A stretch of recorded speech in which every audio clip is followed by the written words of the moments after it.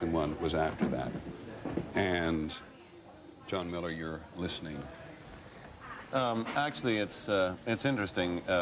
There's no way to characterize any part of this as fortunate, but if you look at cities who are prepared to handle an incident like this, and as you've seen New York's emergency response to this, it is probably one of the few places that is prepared with the kind of equipment, response, and rescue efforts that could actually address something like this.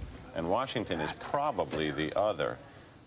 Immediately when this happened, the entire emergency service unit, which comprises hundreds of specially trained cops, was mobilized to the scene. Now a triage center for the injured has been set up just around the corner from the World Trade Center.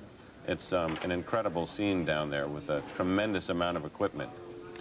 The Federal Aviation Administration has actually gone even further than it did a few minutes ago. It was asking all planes not to take off. Now the FAA has ordered all aircraft currently in the air over the United States to land at the nearest airport.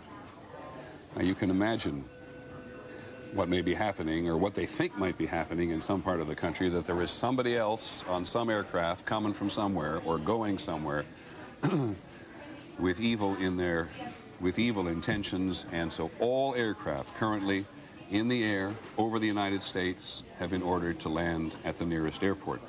I think what you're going to see... Hang on just a sec, John. I just want to check one thing, because one of the very first people the President talked to was the director of the FBI, and Pierre Thomas, who covers the Justice Department and the FBI for us, has been here. They may think they prepare for this kind of thing, Pierre, but man, it must have been a shock. Stunning shock. The FBI Special Operations Center is now in full alert. The FBI extremely concerned that there would be additional attacks. Normally when you have a situation like this, they immediately get on the line with the CIA, the various intelligence agencies, trying to get a sense of who might have been planning something. But right now, the first order of business is to protect against a second attack, third attack. The feeling is normally when you have this kind of situation, there will be more attacks almost immediately. Let's go to the Trade Tower again, because, John, we now have what do we have? We don't... Wow. It looks like a new large plume of smoke.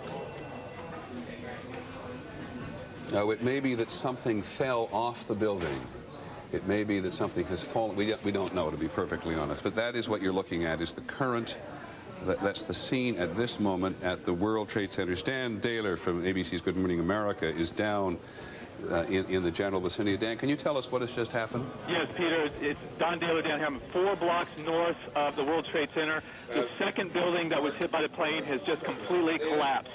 The entire building has just collapsed, as if a demolition team set off. When you see the old demolitions of these old buildings, it folded down on itself, and it is not there anymore. That should be it. Thanks very much, Dan. It has completely collapsed. The whole side has collapsed? The whole building has collapsed. The whole building has collapsed? The building has collapsed.